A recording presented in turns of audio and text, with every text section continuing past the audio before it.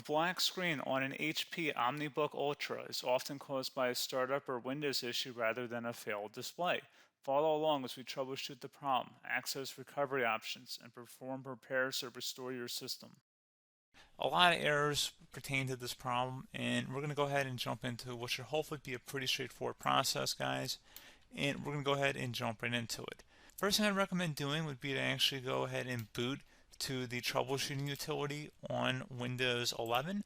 So if you do a hard power off 3 times in a row, Windows should automatically attempt to launch the startup repair utility. And if it doesn't find anything, it will give you the option to select advanced settings, in which case it will take you to a screen that looks like this. Now, if it does not take you to a screen that looks like this, or you're unable to get to that, you can also download the Windows 10 Media Creation Utility, or Windows 11. They probably will make a creation utility for Windows 11 at some point. And it doesn't really matter, you can actually run the Windows 10 utility on Windows 11 as far as I'm aware. And you should be able to run the troubleshooting utilities built in within it. So you just would go ahead and download it to an ISO file and then burn it to a DVD or USB. It'd have to be about 4 gigabytes or more. It couldn't be a small USB flash drive, and it couldn't be a CD. It'd have to be a DVD. And then you boot your computer from it. So depending on the computer manufacturer, you'd have to tap a different key on your keyboard in order to launch that menu, in order to select what boot drive you want to go off of. So it could be anything between the escape key, F2, F8, F12, for example. And those are the function keys on the top of your keyboard. So you may have to just do a little bit of trial and error. Shouldn't take you more than a couple minutes. Googling it would probably be best before you even begin. But anyway, we're ready to go ahead and jump right into it. So we're on the choose an option page. So these will look very similar whether you're booting from it directly within Windows itself, or if you're plugged in a USB flash drive with the media creation utility installed and you selected the recovery option. So when you are setting up your Windows 11 installation or Windows 10, depending on the drive you're using, there should be an option to repair your computer in the bottom left corner of the dialog window, one of the first screens that comes up.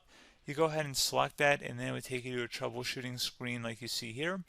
And you want to go ahead and select troubleshoot, reset your PC, or see advanced options.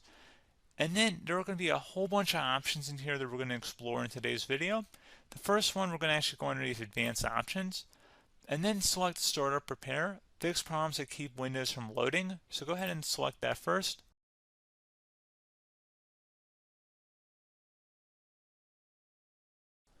Okay, so you can see it could not repair our PC. That was our first option we could try. Something else, if we go back into advanced options here, and then select troubleshoot, we're going to go underneath advanced options again. You can go ahead and actually access safe mode by selecting startup settings. And then if you select the restart button, you have the option on the screen, select safe mode with networking, which will give you a key on the screen. It'll tell you which key to press to enter that. I believe it's the F7 key. It'll do that for you. I'm not going to go over that in today's tutorial because I don't really want to go into safe mode, but you're more than welcome to attempt that by going into here and then selecting restart. Again, it'll launch another screen. It'll say what key do you want to press, and it'll give you like 7 or 8 different options, and you want to select safe mode with networking.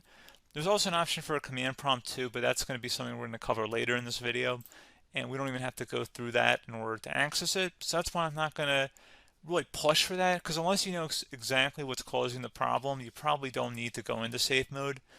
Unless you're trying to recover files, in which case then you definitely can go into safe mode, but we're trying to actually recover our computer here. So I hope that makes sense. Something else we can also try here as well would be to uninstall updates, remove recently installed quality or feature updates from Windows. So if you go ahead and select that, you can uninstall the latest quality updates, which generally is the more day-to-day updates. Feature updates are the less regularly released ones, like the big ones. I would equate it to service packs in like Windows 7 and Windows Vista and Windows XP. So larger updates that occur once or twice a year at most. And the quality updates are more just a regular update. So probably obviously depend, it'll take longer if you're going to try and uninstall the latest feature update versus quality update. And maybe you don't need to go back that far. So just giving you guys a couple of pointers with that. Something else you can also look at here, and we're going to jump into the command prompt in a little bit, but you can select System Restore, which will use a restore point recorded on your PC to restore Windows. And this is something I would highly recommend here, guys. So select next. Assuming you have a restore point saved on your computer, you go ahead and select the most recently created one, and you'll select next, and then you'll select the drive. You shouldn't actually have to select the drive. You can scan for affected programs, but we're going to keep it all default here, and then we're going to select finish. So once started, system restore cannot be interrupted. Do you want to continue?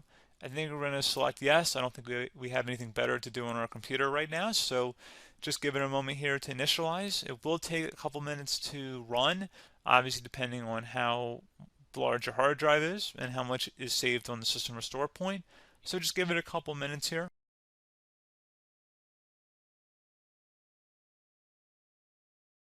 Okay, so you can see the system has been restored successfully.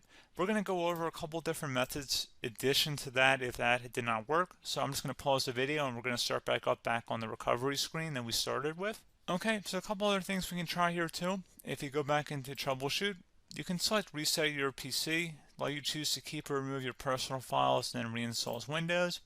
You can select to keep my files, which will remove apps and settings but keeps your personal files. You can also select remove everything, which will remove all of your personal files, apps, and settings.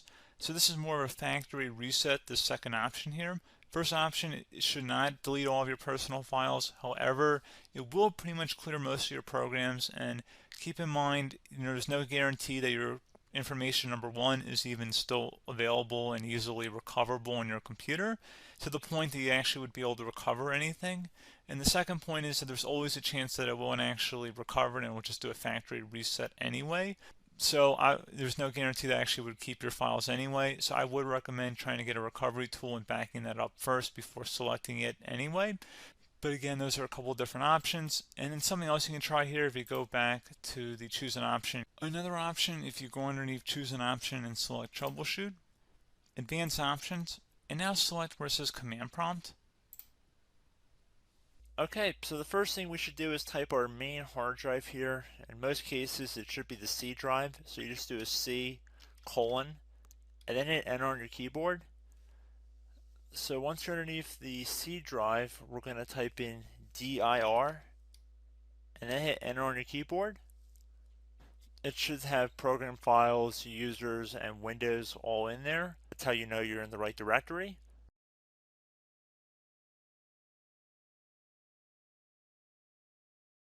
In some cases, it might be the D drive as well, so just keep that in mind.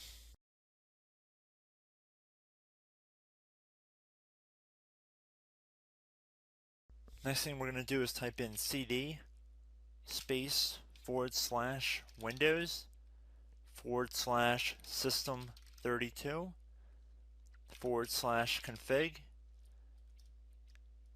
and then you're going to hit enter on your keyboard.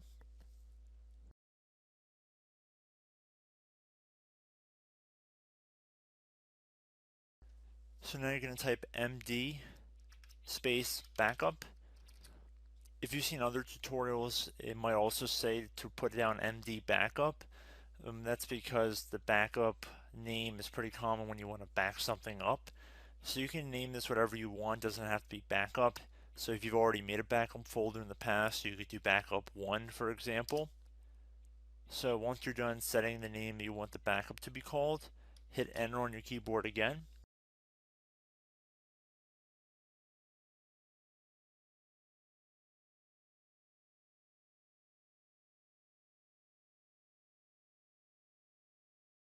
At this point you want to type copy, C-O-P-Y, space, then you want to do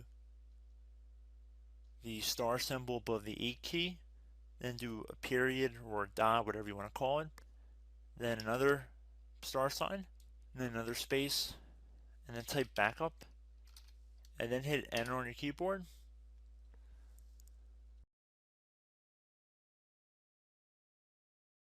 Now you want to type cd reg back, REGBACK, and then hit enter on your keyboard. So now that we are under the reg back, so now you want to type dir again, and then hit enter.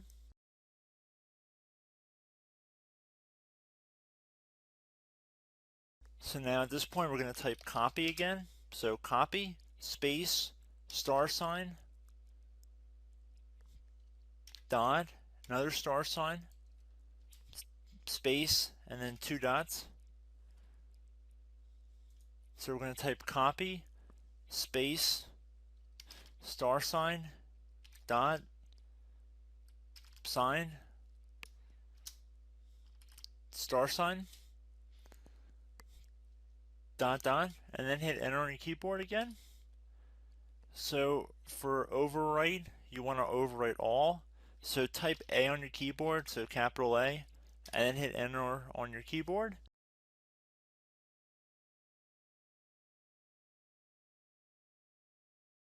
So at this point, you should be good to go. You can close out of the command prompt window, and if you accidentally continue to Windows 10, you should be all set. So I hope one of these 3 or 4 different methods we went through in this tutorial helped you guys out. Again, I'm not sure if you guys heard me earlier, but try to go back into your safe mode if possible and uninstall any programs you know might be conflicting with the Windows startup if you can get into safe mode.